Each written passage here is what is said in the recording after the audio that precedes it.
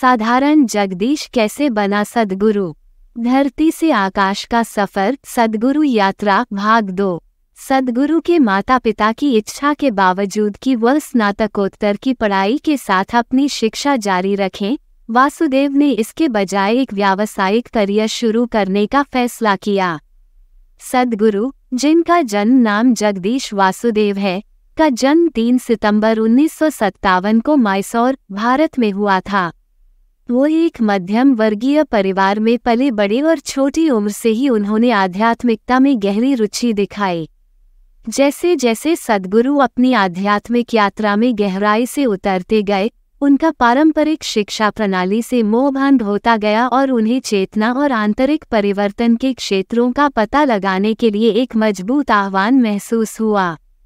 इसने उन्हें शिक्षा के आराम को छोड़कर उद्यमिता की अज्ञात दुनिया में कदम रखने का साहसिक निर्णय लेने के लिए प्रेरित किया।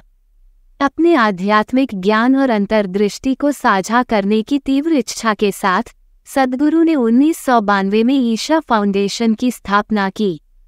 इस गैर लाभकारी संगठन का उद्देश्य व्यक्तियों को अपने भीतर की गहराई में जाने और अपनी वास्तविक क्षमता की खोज करने के लिए जगह बनाना है। फाउंडेशन के माध्यम से सद्गुरु ने लाखों लोगों के जीवन को प्रभावित किया है, प्राचीन योग अभ्यास प्रदान किया है और लोगों को अधिक पूर्ण और उद्देश्यपूर्ण अस्तित्व की ओर मार्गदर्शन किया है।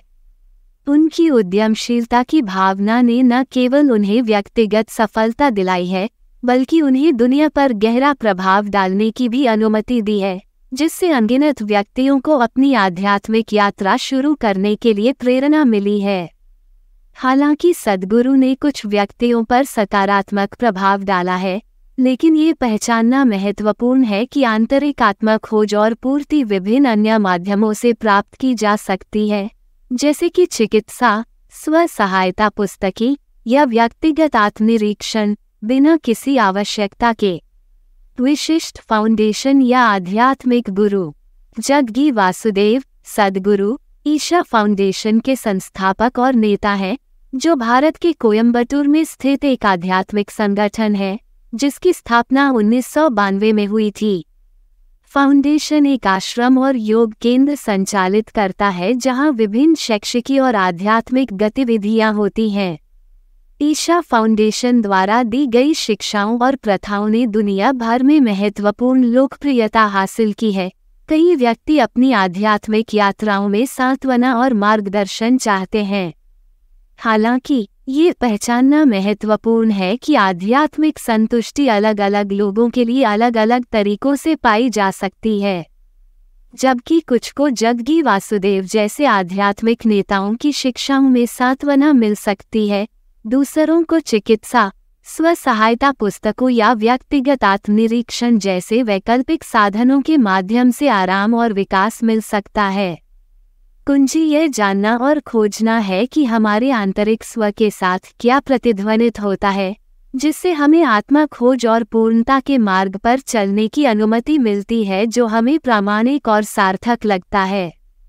ये याद रखना महत्वपूर्ण है कि आध्यात्मिकता एक गहन व्यक्तिगत अनुभव है और इसका कोई एक आकार सभी के लिए उपयुक्त दृष्टिकोण नहीं है। चाहे वह प्रकृति से जुड़ना हो, सचेतनता का अभ्यास करना हो या धार्मिक अनुष्ठानों में संलग्न होना हो, जो सबसे अधिक मायने रखता है वो एक ऐसा अभ्यास ढूंढना है जो हमें खुद से भी बड़ी किसी चीज से जोड़ता है और हमें उद्देश्य और शांति की भावना देता है। अपनी अनूठी आध्यात्मिक यात्रा को अपनाकर हम अपने और अपने आसपास की दुनिया के बारे में गहरी समझ विकसित कर सकते हैं, जिससे अंततः एक अधिक पूर्ण और सार्थक जीवन प्राप्त हो सकता है। कुछ व्यक्ति ये तर्क दे सकते हैं कि पूर्ण और सार्थक जीवन के लिए आध्यात्मिकता आवश्यक नहीं है, क्योंकि लोग व्यक्तिगत उपलब्धियों, रिश्तों या जुनून और रुचियों को आगे बढ़ाने जैसे अन्य माध्यमों से उद्देश्य और शांति पा सकते हैं। साधारण जगदीश कैसे बना सद्गुरु। धरती से आकाश का सफर, सद्गुरु यात्रा भाग 2 समाप्त। धन्यवाद। आप देख रहे थे गॉड ब्लेस टीवी हिंदी। हमारे साथ जुड़ने के लिए सब्सक्राइब अवश्य करें।